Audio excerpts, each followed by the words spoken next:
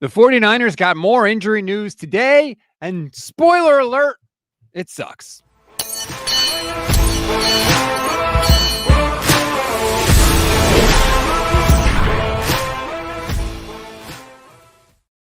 What is good, everybody? Welcome to another Gold Standard podcast, part of the Pro Football Insiders. I'm Rob Stats Guerrera alongside Vish Kumar. And Vish, how are you on this fine Monday evening? I'm good, Rob. Are you going to say grown standard podcast? We are grown. I mean, that's true. There were thousands of people that joined us for the instant reaction show on Saturday night after the game, which was awesome. So we appreciate that and all the support that everybody's been giving us. As always, let's dive right into it, Bish. More injury news today for the 49ers, and it's not good. Here's the list of people, if you were watching on the stream, that did not participate in practice on Monday. There's 15 people.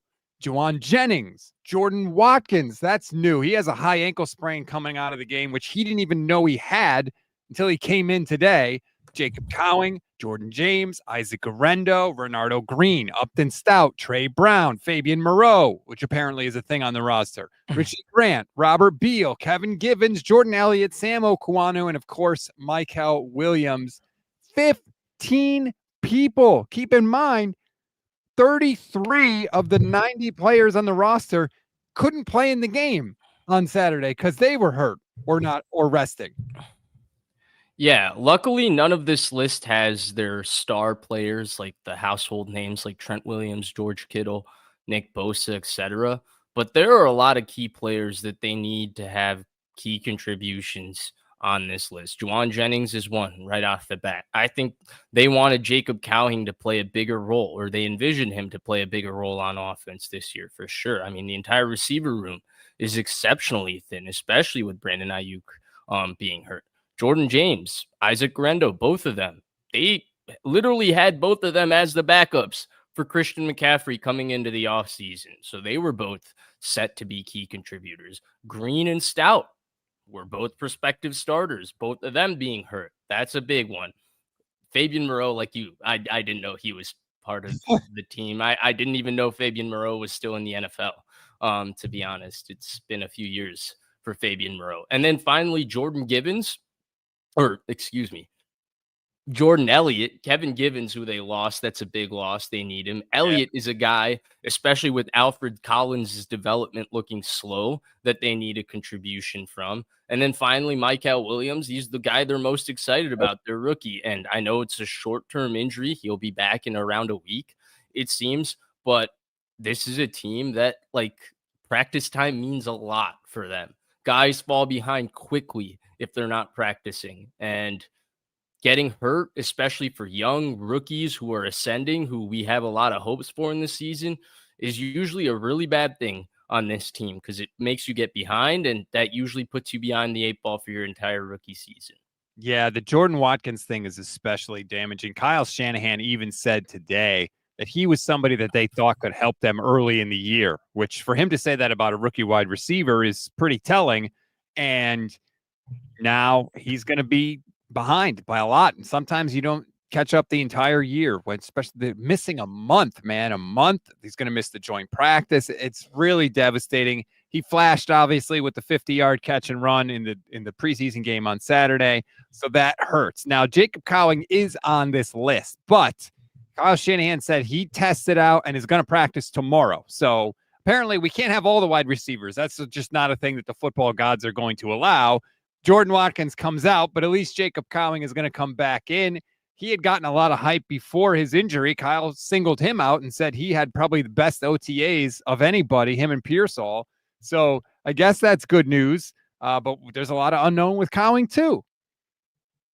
100%. And back to the Watkins thing on that 50-yard catch and what people have written about him in camp, it seemed like he would bring an element to this offense that doesn't exist within the skill set of their receivers. Like, they have I would say the entire 49ers receiving core besides Juwan Jennings, the guys that we think are going to make it between Pearsall, Ayuk, Cowing, they can all run, but Watkins brings a different element of being able to run. It's, he's a over the top, take the top off of you type speed guy. And for that sort of guy to be in this offense, it's been a long time since that it's existed. They've tried people like Travis Benjamin off the streets to try and bring that sort of element. It hasn't worked out. They drafted Danny Gray to bring that sort of element. It didn't work out.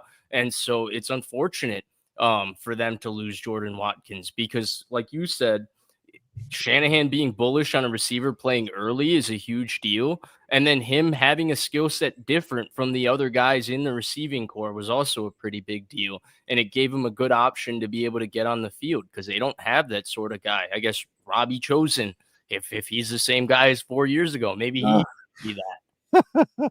Like Kyle Shanahan actually got a Robbie Chosen question today. And I'm like, are we like, what are we doing here? You know? And I was talking with Dieter Kurtenbach on Friday, and he kind of brought this up about, Brock Purdy is all about chemistry with receivers and knowing where they are and knowing how they come out of their breaks and how their body looks and knowing where to throw because of all of that. For him to be out there, like, we want to see Brock in the preseason, but like for him to be out there throwing at guys like Isaiah Hodgins, Robbie Chosen, guys that he's not going to be working with in the regular season, it's like a waste of his time, to be honest. Yeah. I wouldn't go that far because he still needs reps with how they're going to time up the offense with his feet, all of those sorts of things. But I do agree it doesn't give the 49ers the advantage that practice and camp should because you have a limited amount of reps to begin with, and you want to use those reps to get as much of that timing down with the guys that you're going to eventually throw with. And I think the biggest thing, Rob, is with all of these injuries, there's a big opportunity for someone to emerge in this receiving room. The 49ers are always an equal opportunity receiving room. They give guys, is Rob gone? Oh, Rob's there. You didn't move for a long time there, buddy. I'm here. They're an equal opportunity receiving room, right? Like they like the guys who are the most assignment sound, can play all three spots, will block, and then won't drop the easy ones. Will make tough catches over the middle and look to run after the catch. That's not a lot of those skills, Rob, are not skills that are with talent, although talent is a big part of playing receiver. So there's a great opportunity for someone to emerge as a pretty good player that contributes just by being on time and being there when Brock Purdy is looking for it. Oh gosh, why, Rob? Don't laugh at that. No, don't even acknowledge the Trent Taylor stuff. I saw Heineman on Twitch says Trent Taylor one last time. Kyle said it himself today that there's more opportunity in the wide receiver room than ever before because they've had these cluster injuries. It's just devastating. Like it's already, we go into the season, we're like, they really can't afford to have any injuries here. And then it's like, all right, we're down to the fourth guy at the position. Even running back. Look at running back. It's like, oh, we're going to rest Christian McCaffrey because luckily, he's good, but we don't want to risk it. Isaac Arendo, immediately hurt. Jordan James, immediately hurt. We're down to Corey Kiner. They signed Amir Abdullah for like 2 days. He sucks, man. But like, how are they constantly going down the depth chart? It's so frustrating to see all these injuries. And I get it, other teams have injuries, but damn, man, these cluster injuries are crippling them right now. And what we saw in that preseason game, to your point about the cluster injuries, is this is a team that's developing their depth once again. They developed their depth in 2017 to 2019, and that's why for 4 years, they had one of the deepest rosters in the NFL. They had undrafted free agents who ended up being on the team for 2, 3, and 4 years and became quality special teamers and backups. Those guys have all signed elsewhere, and they're starting to develop their depth again. And we saw that in the Broncos game. Some of those guys near the end of the roster are young. They're very green. They're very much learning and getting comfortable with what playing in the NFL is. And so this is the Niners, while they're old at the top and they have a lot of veterans and superstars, their depth is being developed again, and cluster injuries could be devastating for them. I mean, dude, look at those quarterbacks. I mean, were those not the two worst quarterbacks like you've ever seen? My God, the quarterback play, I'll just say it this way. The 49ers had a 50-yard completion on their first possession. The rest of the game, the quarterbacks threw for 57 yards. 57 yards in the preseason in a Kyle Shanahan offense. I've never seen quarterbacks for Kyle Shanahan play that bad. It was unwatchable. I think Bradley is the worst I've ever seen, dude. That was hard. That was hard, man. That was hard. Like, I love preseason football. That was rough. The throw to Tonjes might have been the worst throw I've ever seen. Yeah, he had Tonjes wide open. And it was so bad that it was almost incomplete. Tonjes had to like stop and go back for it, and he almost didn't catch it. Dude, we took Brandon Allen and Josh Dobbs for granted. They gave us quality preseason ball last year. Think of the content creators. I always say it. It was bad. Tanner Mordecai, who's been cut again, by the way, is dropping back to pass, flying out of his hand. Like, it was unreal. Now, luckily, we're talking about QB3 and QB4, but I also thought, Vish, like, they're preventing these other guys from getting reps. They could not move the ball. The Niners only converted 1 third down the entire day, and it was that pass to Jordan Watkins on the first possession. That was the only one. They were 1 of 12 on third down. And to your point, like, the kinds of guys that could emerge at receiver, for example, right, is like Russell Gage. He's been a good player in the NFL. He's battled with some injuries. He's still not that old. On this type of team with not a lot of people there, he's a veteran. He could have a pretty good season for the Niners. Robbie Chosen, a little more on the outside looking in. Isaiah Hodgins, another guy who's not as produced as much as Russell Gage, but produced a little bit in the NFL. Like, these guys could show something. I don't know about you, Rob. I thought Robbie Chosen, they look pretty frustrated to have to be playing with Carter Bradley. And I know you're not evaluating receivers based on, like, Shanahan's going to turn on the film and see how they run their routes and how assignment sound they are, and that's what's going to dictate things. But you'd like to give guys some level of confidence and receivers feeling like they can do something and the ball's in their hands. Dude, this might be like the worst example of the most blatant example of nepotism. Like, it's not even like they're not even trying to cover it. It's not even like it's so in your face because that guy does not belong in the NFL. There was nothing Carter Bradley did on Sunday that made you think, man, this guy should be in the NFL playing quarterback. Now, I know that he wasn't with the team for very long, but I mean, they brought him in or he was part of that workout. They immediately signed him. Then they were like, oh, he's so good. He looks. They had to cut Mordecai, maybe. We had to sign him. And it was like, what? Like, why? And it's not good. It was bad on all facets. And, I think that if you're a receiver, you want to catch the ball. You want to make a play, especially now, right? You're a receiver in that room. You see all the injuries. You're like, I might make this roster. Like, if I make a couple of plays, like Junior Bergen, for example, if I make a couple of catches, I had the good punt return, like, I'm probably making the team. And all you need is a quarterback to just throw you the damn ball. So they're probably champing at the bit to make a play, and they couldn't do it at all on Saturday night. It's bigger than that, right? Because you're right about making the team, right? That's for the fringe guys. But to me, if you're Russell Gage and you're saying, okay, Brandon Ayuk's hurt, Ricky Pearsall has been battling injuries this entire offseason, but he's the guy, okay? He's one. After him, Jennings is hurt. That's another guy that's hurt. Cowing has been hurt. Watkins is out for a month, and he's a rookie. If you're Gage, I could be receiver 2 week 1. I could start, and I could play well for this team week 1. But it's also building. I know Gage has been in the NFL for a long time. Robinson's been in the NFL for a long time. Hodgins has been in the NFL for a good amount of time. Like, they shouldn't have to build confidence in any sort of way based on what the quarterback is doing. But it still would be nice to build their confidence. It would still be nice to see what they're doing, not just their routes, all of these things, get them the ball in their hands, see what they can do with it. Like, you can't even throw screens with Carter Bradley.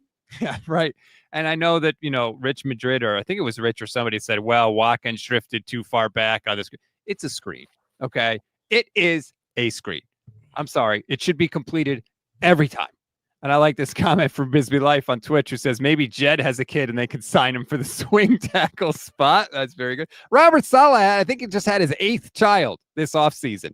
Any of them? 8 49ers coming up. And any of them play? I mean, geez. Yeah, the offense. Look, you can't even evaluate it. You couldn't even get down the field, Vish, to give Jake Moody a field goal attempt to see what you have with Jake Moody. He had to love what happened. He made 1 extra point. He had a kickoff that was pretty much right on the goal line. I think he had 1 that went in the end zone and 1 that was right where you would want it. And then his day was done. He was like, okay, good. Got rid of Greg Joseph. Now I didn't have to do any real work. I'm making this team. Dude, when did they move him to number 45, by the way? I wanted to ask. Move who? Jake Moody. He's number 45 now? That's what he's listed as on this team. No way. I didn't focus on him kicking, so I don't actually know what his number is. Oh, it's number 4. Yeah, I was going to say. Never mind. Why is he listed as number 45 on ESPN? This is what I'm seeing right now. Yeah, no, I just did I miss something? Did he? No, I would have known that, right? Like I would have noticed that during the game. You would have noticed that too, right? Yeah, I would have absolutely. Okay. Wow, ESPN, fix your website. Yeah, no. This was about pointing out ESPN's bugs, guys. That's what all that was about. I didn't really think he changed his number. Mm-hmm. Nah, that's really you just want to put the part. pressure on ESPN. Well, let's talk about. Thanks, let's talk about some other things from the game. And I started the broadcast, the instant reaction with it. And I want to mention it again because it was so just refreshing to see the way the defense came out in that game, Vish, with the attitude, with the tackling that was a lot better. And guys, on third down, just the scheming that they were doing. Look at Kyle Posey has the tweet. 3rd and 6 in the first quarter of week 1 in the preseason, and Robert Saleh has all 11 defenders within 7 yards of the line of scrimmage. They actually confused or at least muddied the picture for the offense, and we never did that last year. So just seeing that, I was excited. Yeah, the energy was just different. Like the speed was just different. I don't want to put Sorensen down because this is more about Saleh than Sorensen. Like he can go live his life without us talking about him. But there was just something so vanilla last year.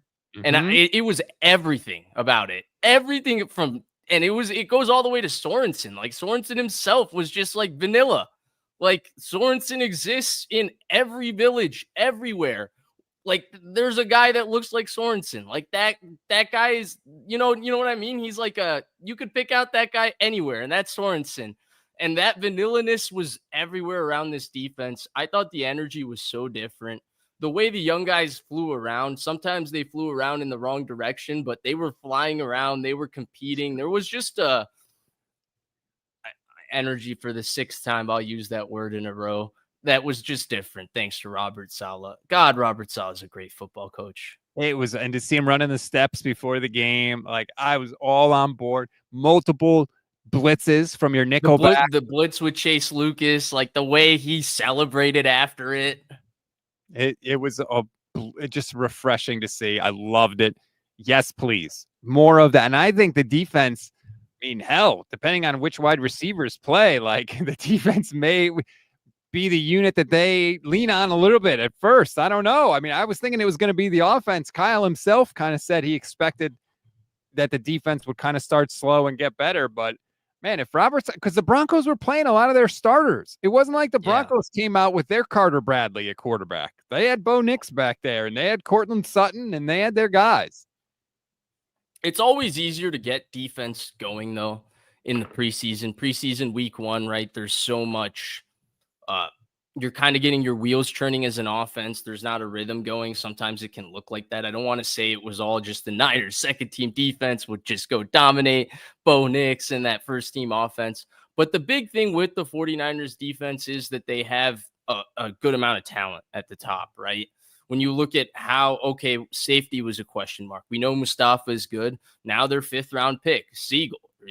Maybe they have something. He looks like he's a decent player. Pinnock, he looks like he's a decent player. So now that's 3 players that could start there. I'm not in the Jair Brown game still. I'm not there. Winters has been the guy this offseason. So now it looks like, man, we have 2 linebackers. Bethune, maybe you have something there. He could be somebody at the bottom of this roster. Nick Martin flies around, but he looks a little chicken with his head cut off, like he doesn't know where he's going yet. So there's a little question mark there. Go ahead. Nick Martin is the definition of all gas, no brakes, right? Like they always say that's what they want. I think I know what's going on with him, honestly. It's taken him a little longer to process and to see what's going on. So then he's like, oh, now I get it. And so he has to haul ass to get where he needs to be. And by the time he gets there, he's out of control. And that's why he's missing these tackles, because he's flying into where he needs to be, and then he's totally out of control, and the guy goes right by him. I think you nailed it. And I think you can see why they drafted him, but also why they shouldn't have drafted him. The fearlessness of him running and the way he just goes after it, like it right now, it's still taking him a second to decide where to target that signal and when to go. But when he goes, it's like you said, there's no break, there's no hesitancy. He goes. It's actually, I would say, all their rookies that are playing well, they play with no hesitancy. The safety, he plays with no hesitancy. Upton Stout, when he plays, he'll play with no hesitancy. Michael Williams will play with no hesitancy. This guy, he plays with no hesitancy. But the problem is, Rob, and the reason I guess they shouldn't have drafted him is if you're taking an off-ball linebacker in the 3rd round, usually you hope that he's not looking like he's a year away. And this guy, right, looks like he could be a player, but he looks like it's going to take him a year of fully understanding this defense so that he knows exactly where to point that missile on each play. And it took D Winters, for example, 2 years, and D Winters looks like he could be a player now. And so that's where he kind of mixes up both opinions of, you can see why they drafted him, but also why maybe they shouldn't have taken him. But they have like good starting caliber players at the top of each position, even defensive tackle. Davis looked really good in the preseason game. They have Elliott, CJ West looks like he's a good player. So there's something there. You have Yetur Gross-Matos, you have Michael Williams, you have Bosa. So there's, enough of a pass rush there. But the problem is, once you start digging deep, once you get past the first 2 guys at every position, or once you get the first group in a position area, it starts to get kind of thin. And it's not thin in terms of talent, because there's like an Alfred Collins at the bottom of the D-line conversation. But it's thin in terms of development at the moment. Unfortunately, now you brought up D Winters with Nick Martin. D Winters was the 6th round draft pick. Nick Martin was a 3rd round draft pick. That's the difference. And Nick Martin has a little more juice to him, by the way. I don't want to say they're the same athlete. Like you can also agree, right? Like there's a little more girth. I hate that pause. There's a little more power, sturdiness, base to Nick Martin than there was to D Winters when he was drafted. But I mean more in the control. Like D Winters also early on, like you could see the speed, but it didn't feel like he knew where he was running. Yeah, no, it's first preseason game. I know he was also banged up last year, so, he hasn't played a ton of football in the last, 365 days, whatever it is. But I would have liked to see a little more. He had some even to like my untrained eye, he had some notable whiffs out there. But that's what Saleh said about him. He's like, when he sees it and he knows what he sees, he triggers and goes, it's great, but he's not there yet. Marquis Siegel, you mentioned, man, he was looking good. He was around every play. I felt like he was around the ball. He was making He's tackles. So confident. Yeah. Steady. And I was so impressed. And then I was bummed because he had the knee injury and he left the game, but he was back at practice today. So yay. And apparently started. And Kyle said he's in the running to get one of the starting jobs. He's competing with Jared Brown, man. He's got a good shot. Yeah, I mean, that's also true, but it's encouraging. We hear great things about Upton Stout. CJ West looks really good. Alfred Collins, we got to see, but maybe there's something there too. Jordan Watkins looks good. It looks like they got a lot out of this draft class in a very, very early going. They did. It looks like. Adam Peters, where you at? I knew you were going to get an Adam Peters shot in there when I brought that up. By the way, we should get to some other injury news. Oh, more? Great. UP. Who doesn't love this? Upton Stout, not back today. Hopefully he'll be back for the joint practice on Thursday, but that wasn't a good sign. It's the other part about the Niners injuries is that we don't hear anything about them and they come out of the blue, right? Jordan Watkins, he played like the whole game. We thought, no problem. And then all of a sudden, bam, high ankle sprain, gone for a month. We were all hoping to see Upton Stout. And then right before the game on Saturday, oh, no Upton Stout. What the hell? He's going to be out, maybe back Thursday. Renardo Green tested today. Unlike Jacob Cowing, he didn't test whatever they wanted to see, they couldn't see. He's going to be out this week as well. That means no joint practice for Renardo Green. Jacob Cowing is going to practice tomorrow, like we mentioned. Jordan Watkins is going to miss a month. And then we have to get to this, Vish. And this is just an annoying thing from my perspective. People are saying that Kyle Shanahan said Brandon Ayuk was going to come back in week 6. That is not what Kyle Shanahan said. He answered a question and he talked about Ayuk, he talked about Malik Mustafa, and he talked about Curtis Work, all in the same answer. And By the way, they might need Rourke back too. Just looking. My God, yeah, they might. I'm going to play for you what Kyle Shanahan said. He didn't say Brandon Ayuk is going to be back in week 6. Listen to Kyle Shanahan.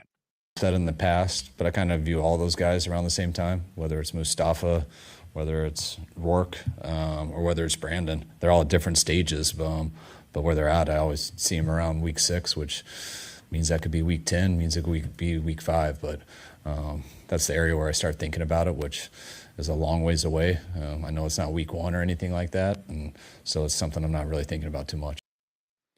What he said was he doesn't even think about it until week 6. He didn't say Brandon Ayuk is going to be back in week 6. So I don't know why people are tweeting that and putting that out there. To me, there is no update on their condition at all. Well, I think there's one, I guess. He said it's not week 1, which whoever was the hopeful optimist that was the case. Sorry to rain on your parade. I have a question for you, given all of the injuries that you just laid out. Should they be doing these joint practices? Well, Kyle was asked today, or either today or after the game. I can't remember which, but like, do you have enough guys to do the joint practice? And he said yes, although it's getting close. So even they acknowledge, like even in practice today, they couldn't do one-on-ones because there's no shot that are injured because they won't have enough people to do. If someone gets hurt, they won't have enough people to rep all the way through 11s at receiver.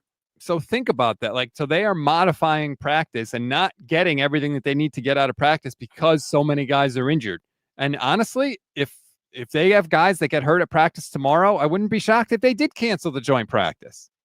I think we're nearing the point where, like, I know nothing about how necessary, how physical joint practices get or any of those things, but Shanahan compares them as more important than the game, right? Mm-hmm. Like that's why they're doing the 2 rounds, one with Denver and then now one with the Raiders.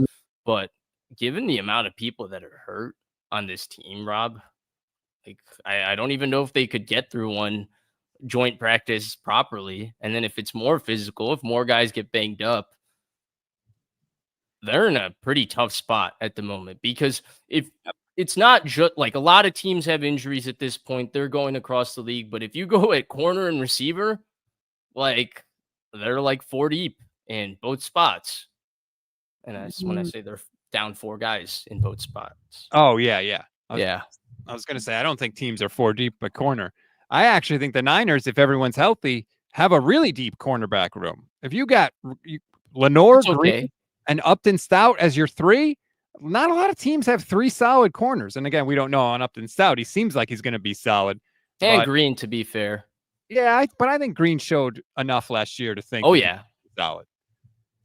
Agreed, but it's like short amount of time. But I agree with your point. Like corner is not a position that teams usually have. Like they have maybe 2 guys. If you're a good team, you have 2 starters that are good. And then maybe you have a 3rd guy. Like it's not a spot that usually you have 3 guys that you feel good about. A couple other things from the game I want to talk about. And because this one, you and I have talked about the Luke Farrell signing.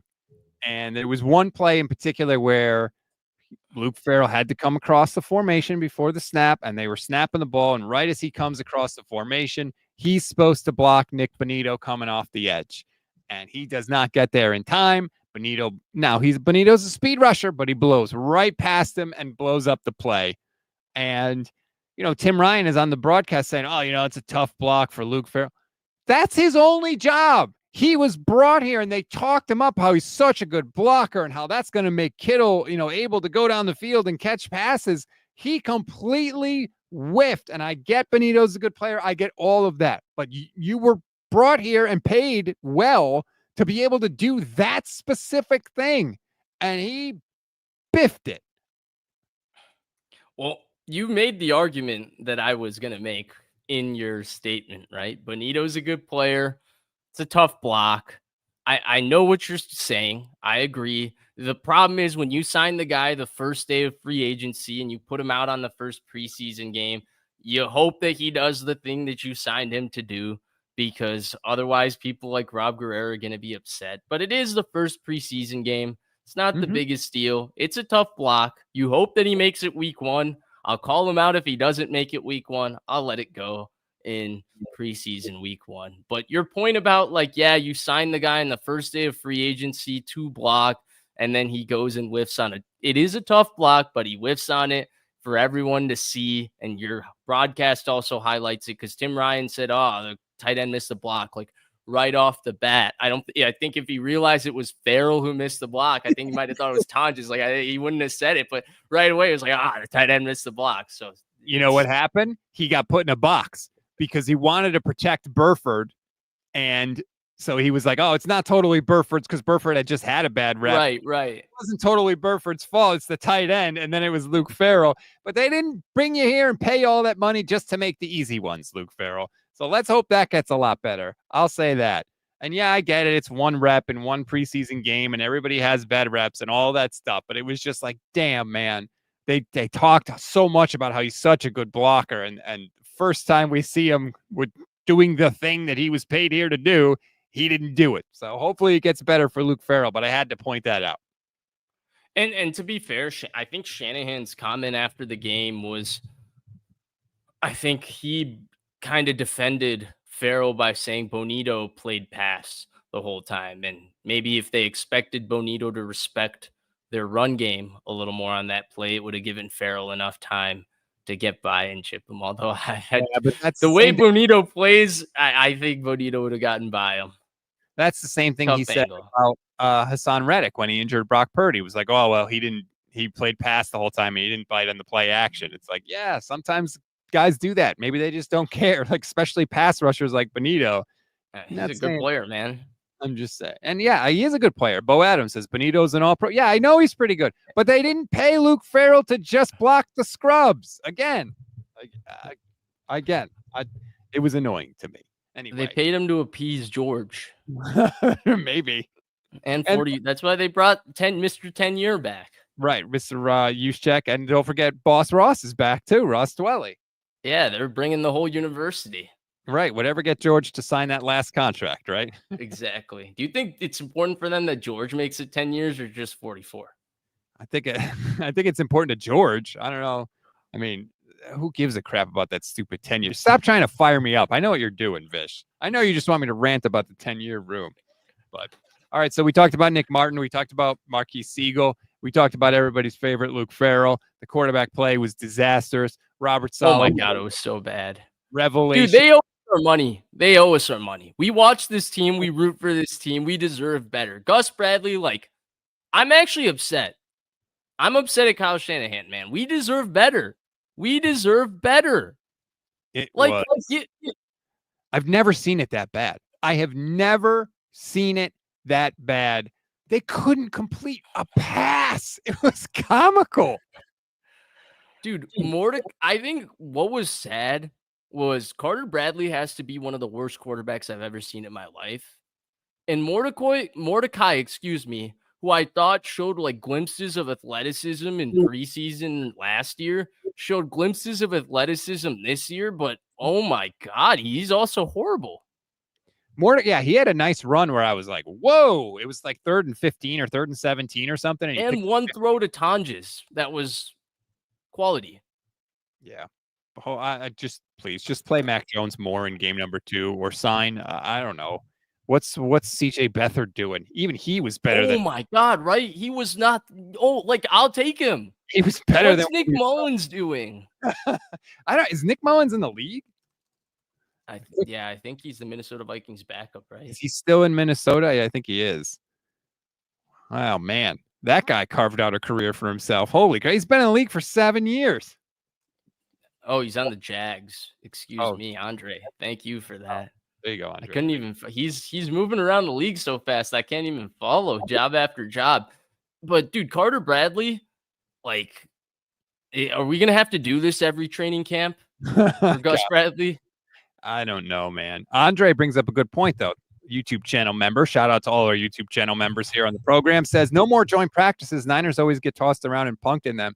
The chances of sustaining injuries, I would imagine, are greater in a joint practice than a regular practice, and they really can't afford anymore. Again, 33 of the 90 players on the roster did not dress for the game on Saturday. Yeah, that's an enormous amount for a preseason game. Do we is there some sort of voodoo ritual that they need to do at the facility, especially in like the wide receiver and the running back rooms? Like, what is happening? What can we do, if anything? I think the biggest thing is we got to hope that someone emerges. Like I'm here for the Russell Gage is going to be randomly a really good player for the 49ers next year. I'm putting some stock in that. Russell Gage, Demarcus Robinson, Yeah, I'm less enthusiastic down the list. I think Robinson can be just a guy, a solid average receiver. That's what I agree. I agree. He is. But like, I don't know that they have even that many of those. Like Tariq Owens is not a solid average NFL receiver. He's not. He's not. I don't think he's making the team. Yeah. Right. So I think Russell Gage had 800 yards once in a season in his career. Okay, like this isn't total bum. No offense, Tariq. Not that I'm calling you a bum. I'm just saying that you're the UFL star of tomorrow, Tariq Owens. That's sorry, but that's the truth. Even though, remember, he's competing for a job. Like, no disrespect. It's just the margins at the position are like what? So like you have to be so freaking good to be one of these guys, and it doesn't seem like he's one of them. Trip Aces says, "Damn, you guys saying Owens is going to get cut? What about the bloodlines? Who cares? He might change his last name to Bradley to get a shot." Jerry Rice's kid sucked. Okay, that's Jerry Rice's kid. Tariq Owens does not work for the coach, or Terrell Owens does not work for the coaching staff. That's the difference. Yeah, he's got to get a job with the team. Is Frank Gore's kid still playing the league? The big one you guys got to watch out for is Carter Shanahan in a few years. Oh, is he a quarterback? Is he a wide receiver? I don't know. I don't even want to think about that, dude. I mean, maybe he could be really good. You don't know that. Yeah, that's true. All right. Anything else you wanted to bring up on the show today? I think we covered everything. Wow. That's not like us. 37 minutes and we covered everything. Did I not explain something? Did I explain things that should be explained in 1 minute in like 2 minutes today instead of 5? Maybe. Look, I don't look at the timer, okay? I go for quality over quantity. If we're rolling and it's good, I got no problem going over an hour. But if we cover everything we need to cover, I mean, we talked about all the injuries. I think it'll be interesting to see if they decide to hold the joint practice. I mean, what kind of a practice are they even going to do tomorrow? They're already not doing one-on-ones. They can't have, if they want to have this joint practice, they cannot have guys get hurt. So it's almost like you want to cancel the practice, but they need the practice. So it's like you're screwed either way if you're Kyle Shanahan. Give me the guy who excited you the most after the preseason game. Marquise Siegel. Okay. I was super excited because I had zero expectations for him. And so what I liked about it was I wasn't like, oh, I want to watch Marquise Siegel tonight. I was watching the game and his name is in my notes over and over and over again. And that him and Chase Lucas were the two guys that I think I wrote down plays about the most. So that was the most encouraging thing for me because I felt like it wasn't me being a homer. It wasn't me being like, oh, I want to watch this guy and then trying to, maybe looking at him not objectively. But with Siegel, it was just like, damn, there he is again. And with Siegel, I didn't feel like I had too much of a warning from like training camp and stuff that like he was going to be somewhat impressive. I thought his presence also he looked comfortable, like he was processing things, like he was thinking the game already, but thinking it quickly and triggering, playing with confidence. For me, I loved watching Sebastian Valdez. That was what made the second half of the game for me. I don't know what his future is this year, like the defensive tackle depth, especially from a politics standpoint, because Alfred Collins will make this team for sure. Yep. It is pretty high, right? And we can talk about Collins. Maybe he had the one early rush that led to the Beal sack, and then after that, it looked like he gassed out. It looked exactly what Matt Barrows wrote about him. And so maybe that's a conversation for a different day, but there wasn't a lot going on, Rob, in the second half of this game from the 49ers standpoint. And Valdez was the one that was like, ooh, this is a guy that's competing. This is a guy that's playing his butt off. So shout out to him. I thought he was exciting. Did you see this during the game? Someone tweeted at John Feliciano, "Can we unretire you?" And he said, "Tell John to call me." And a couple more The of those. guy just wants too much attention, man. John Feliciano is my new Taylor Tabor Pepper. The guy that wants to be the main character. Yeah, God. Hey, you know what? I saw Nick Sakel kind of getting his ass kicked. Maybe we should give John Feliciano a try. Like he immediately jumped in on the Christian Wilkins story. Like, me and Christian Wilkins, like as if him and Christian Wilkins were Zach Martin and Aaron Donald competing in the trenches. Like that's an all pro. You barely played. The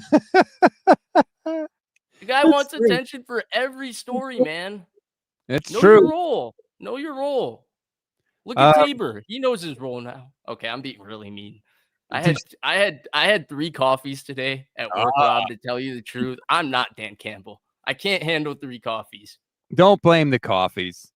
Look at this. This is Robert Saleh. If you're watching the stream, you can see Robert Saleh getting all hyped after the play. Apparently, he almost got trucked by somebody. If you watch early in his play, somebody like crashes into him or almost crashes into him. Oh, right there. Yeah. Who's that? Might have 41's getting cut. Is that Bethune? I think it is. Yeah. But you know what? I don't care. I was here for I was hoping we would get a Robert Saleh reaction shot, and we absolutely did get a Robert Saleh reaction shot. So check that. Yeah, that rocked. That was after the first blitz too, right? I think so. Yeah. Did you catch the Niners broadcast of the game? I thought Guy Haberman was phenomenal during the game. I thought he did a great job. And then I found out afterwards that was his first ever NFL broadcast. So really impressive by Guy Haberman filling in for Greg Papa. Yeah, I thought he was solid. I guess, what should I say? It's not that I didn't think he wasn't great. I just saw an amount of praise for him, maybe that was more than I internalized in the game, but that wasn't because I thought he was bad. It was just because immediately after I wasn't like, oh my God, he was great the way it was written. But I agree with you. If I'm hearing that was his first broadcast, like, yeah, he was really great if that was his first broadcast. First NFL broadcast. Here's what I liked about it. Like normally when we watch the Niners broadcast of these preseason games, it's Papa and it's Tim Ryan, with their PR spin. Talking up the players the coaches want talked up. I mean, God, how many times when Trey Lance threw a pass, Papa would say fluttering ball while it was in the air, even if it wasn't fluttering. Like it was, I always felt like you were getting spin from them. And with Guy, I felt like he was just calling it straight. And so I think that's actually where you actually nailed why, I think. So I agree. Guy did kind of just call it straight. But I feel like for me, the first indication of what's going on inside of these training camps, especially because for the reporters, Rob, write down 4309. It's a dick measuring contest to, that's what it's turned into. Reporting after training camp is simply I want to tell a story of what happened before someone else, and I'm going to fight to say that's really the story. And 9 different people fight to say that's really the story, pushing their own agendas. And so it's really hard to really know what's going on. And I feel like people who think they know what they're reporting also give an opinion on practice without really understanding what's going on in practice. So their opinion is invalid. And I don't mean to invalidate their opinion, but it's just not a good indication of what's going on. And so you have all of these different variables. I feel like that's the first usually clues of, oh, so the team hates Sam Womack. Okay. Like I get that.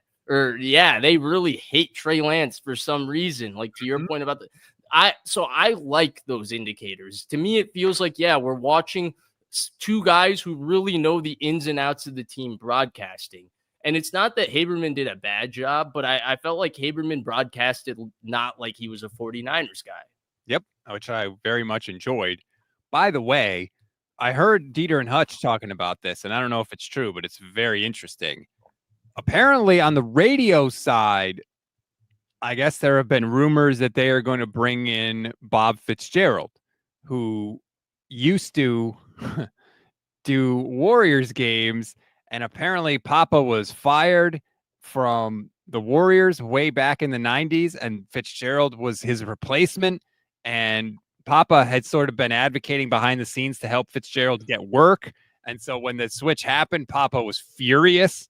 So there's like bad blood between them. And it'd be fascinating if the Niners replaced Greg Papa with a guy that he does not, that he has a history with. So I don't know how that's going to go over. I just thought that was very little broadcaster tea for you here late in the program. Yeah, that's deep. Like who else knows what's going on in that world? And who else will say touchdown, San Francisco? My son was so bummed when I told him. He loves that. He loves really, and especially because I always get the radio call that I like to include on the pods because I'm an old radio head. And my son was like, "He's not going to do the games. And what's the new guy going to say?" I was like, "I don't know, and I don't know." That's actually really wholesome. I hate that. My dad really likes the touchdown San Francisco. I don't like hate touchdown it. San Francisco. Yeah, but now that you said like your son really likes it and he identifies Niners touchdowns with it, I like it a little more. Well, don't forget, Papa came along, 2019? And so my son was just getting Greg Papa is the only 49ers radio announcer my son knows. So he loves it. I'm, obviously older. I'm a Joe Starkey guy. That was a bonanza. I grew up with that. So I've seen a bunch of guys. If your son is looking for some real character building, I joined the 49ers when they drafted Alex Smith. I saw some interesting things. I saw physical with an F. You 2005 that was. Brisbee Life points out that Bob Fitzgerald has done the radio preseason games before. That's a good point. That would make the most sense for him to just slide in there, do it full time. So we'll see. No, I liked your version better. Well, I'll say this though. Greg Papa, from afar, I don't know him, but from like reading this stuff about Bob Fitzgerald and some other things that I've read about Papa and listening to his comments about the Raiders, because remember he was the Raiders guy forever and how things ended there. Bob Papa can hold a grudge. So it'll be interesting to see, if he has any comment or whatever ends up happening with that. But Greg holds on to things sometimes. So who knows? By the way, Bo Adams is spelling physical with an F. I was referring, I think Mike Singletary was the one who, yeah. Absolutely. There was one more thing I wanted to mention, and now I can't remember what it was. It was the broadcasting thing, and there was something. There's going to be time to talk about this, but you and I were chatting about it beforehand.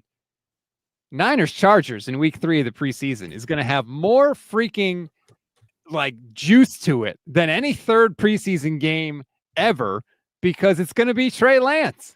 And it could be Trey Lance. Can you imagine if it's Trey Lance and the Niners trot out Carter Bradley again, right? And Lance plays the way he's played this preseason, and Carter Bradley plays.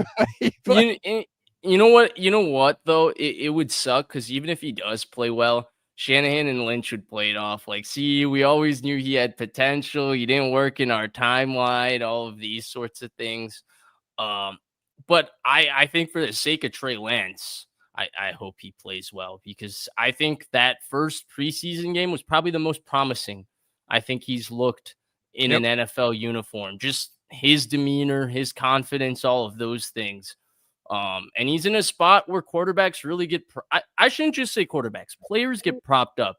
Jim Harbaugh puts himself on the line for his players. He never lets anybody say anything bad about his players. He always puts up his players. So what, man? That is so overblown.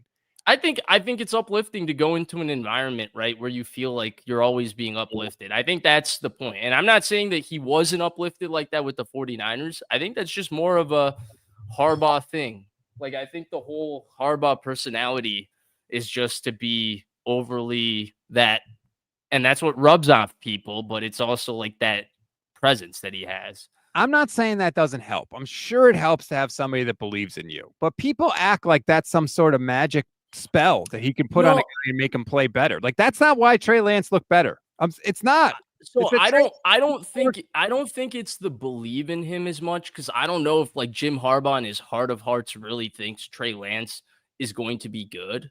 But I think it's more like being in an environment that allows Trey Lance to be the most confident version of himself to find out whether he can be good or not. And I think that's a culture thing that exudes from the head coach, just a culture of everybody's going to come in here and try to get better. And everybody's going to come in here and we're not going to put each other down. We're going to uplift each other, that sort of thing.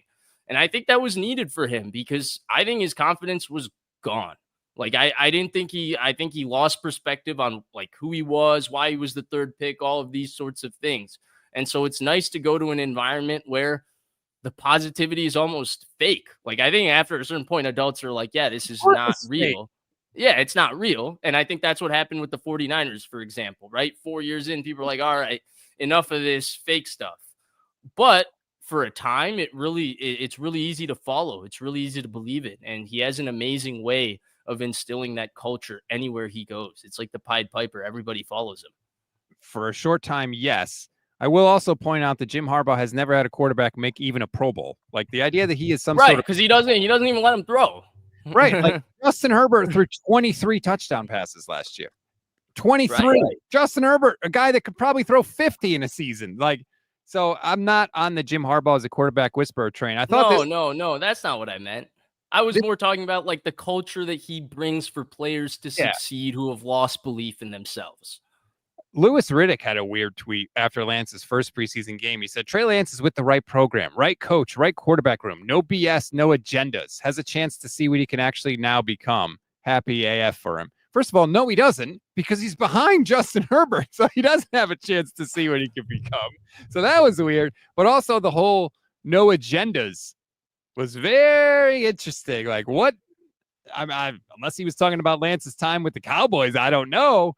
But I thought that was very strange because I felt like also, you know, the national media, when Lance got traded, it was like, oh, he's terrible. He's a bust. He's the worst bust ever, people were saying. And then he has one good game with the Chargers, one okay game with the Chargers. And people are like, did we give up on Trey Lance too early? It's crazy. Well, to be fair, Riddick, I think, has always stood by him and stood by his talent. But it's what we were talking about on the phone, right? Like, for me, and I feel like I've expressed this in parts through the timeline, but I've never expressed fully. Like, to me, the reason I defended Trey Lance while he was on the 49ers the entire time is because I felt like the mistakes with Trey Lance were made before the draft. The reasons the Niners found out that he couldn't be the quarterback of their future, and they can blame it on the one injury to his finger as if it devastated everything. It did not. The reasons they found out that he couldn't be the quarterback of the future were the same reasons why people were scared to draft him. They went ahead and drafted him anyway. And then they pretended like these reasons came out of nowhere. No, the whole point was if you drafted him knowing those reasons, you should have had a plan to combat them. The Niners were ill-prepared to combat those reasons. Now, they lucked out because they ended up with Brock Purdy, but they drafted a guy to a situation where they were not ready to handle the issues he obviously had. And I think the thing with him with the Chargers and the thing Riddick is expressing is not that he might be a good quarterback or not that he's going to be a starter. Because honestly, those ships he's got a long road to climb to be in either of those spots. What Riddick is expressing is he's finally in a place where someone's acknowledging like, yeah, dude, you have a lot of talent, but you need a hell of a lot of time to develop. And it's going to be a slow process. And we're going to have to prop you up every single day and make you believe in yourself because it's going to take a long time to get you to develop. And that's what's going on with the Chargers. Now, the Chargers might not see out that whole process, but they started the process that should have always been required if you drafted that quarterback. And the mistake the 49ers made is they were never a team in a position to draft that quarterback. That's why I didn't want them to draft him at that time. But then once they drafted him, my thing was you should have known all of these things. You can't blame him for knowing the things that you should have known about him. And that's really what I think sums up what's going on. Third preseason game, and the announcer says, now at quarterback for the Los Angeles Chargers, Taylor Heineke. Lance. And the Levi Stadium crowd does what? Do you think he gets cheered? Do you think he gets booed? I think he gets cheered. I don't think he has any reason to be booed. If Purdy wasn't good, he would get booed. Oh, yeah. If Purdy wasn't good, he is the biggest bust in NFL history. By Purdy being good, I don't think he is the biggest bust in NFL history simply because nobody talks about him.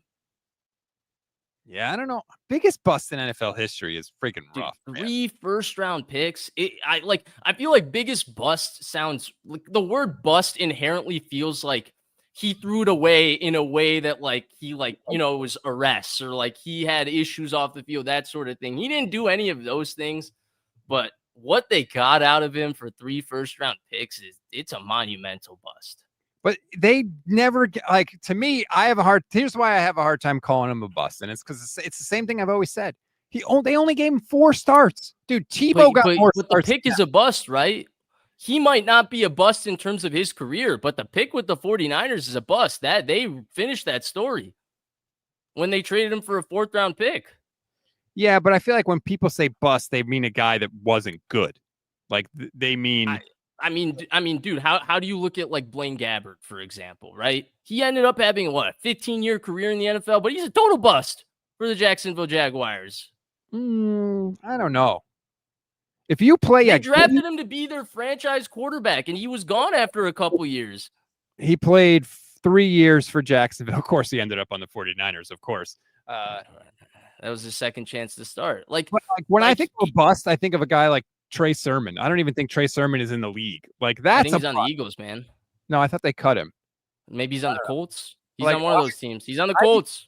I think of a guy that like you're out of the league. Is Danny Gray on a team? I don't think Danny Gray is on a team. Like that to me is a bust. Trey Sermon is on the Pittsburgh Steelers. Have some respect. Damn. Like anyway, it doesn't matter. That preseason game is going to be phenomenal. And for Trey Lance, it's going to be weird as hell. Going back to Levi's, right? Where, look, on the same field, he busted his ankle, right? That's when his 49ers career ended. The second he got hurt in that game, he was done in San Francisco. It's going to be weird for him. For his sake, I hope he's let all of that go. I think the best thing for his career would be to let all that go and look forward and be peaceful with what's going on in front of him, because he's still young enough where he can have a career in the NFL for sure. There's no need to look back, and you got money. You're good. You have money and time now. That's all the 49ers gave you. Use that to your advantage. Don't be salty about it. Well, no, not salty. Just like, dude, it's gotta be traumatic. Yeah, for sure. That part of it, right? Yeah, no doubt. His foot was in the wrong direction on that field. Man. Agreed. Ooh, man, what a crazy feeling that was. Like they lose the game against Chicago. It's the opening drive, and they're going down the field. Like they're moving the ball down the field, and then all of a sudden it was boom. He's hurt, and it's versus Seattle. Oh, was it Seattle? Oh yeah, sorry, that's right. And Jimmy G was back, baby. Like riding a bike, right? Isn't that what slinging that puppy all over the field? And I know you missed that. We may get to see a lot of former 49ers quarterbacks this year. Matthew Stafford not practicing again for the Rams today in street clothes. Oh, Wedge brings up a good point. It should not be weird. Lance was on the Cowboys when the Cowboys I forgot he made that return. That was a good point. Yeah, but he didn't play on the field. He's going to be on the field. What do you know about what he was warming up, Rob? You act like he wasn't ready to go if Dak got hurt and Cooper Rush got hurt. Yeah, that's right. You know what? I was at that game when Lance was back with the Cowboys. I was there. I was checking him out on the sideline. I was like, hey, there he is. Maybe like Cooper Rush, you better watch out. Maybe it's worn off for him. I don't know. That's true. It won't be his first time back, but he'll be, But your point is right? Like, one, life has changed tremendously in just 2 years, like to think back, or 3 years to think back on that. But then 2, like you deal with that sort of injury as an athlete. I can't imagine the trauma behind it. Like that definitely shouldn't be disrespected. You're right.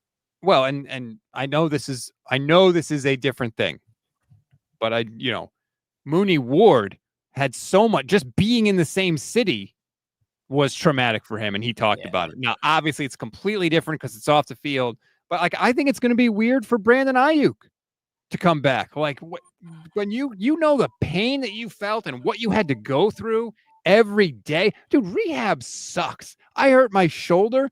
I had to go to physical therapy, and there's rehab exercises I have to do, and I don't do them every day because it sucks, man. It's painful. It hurts. Like. Well, Rob, I might leak to some reporter that you're not serious about your rehab.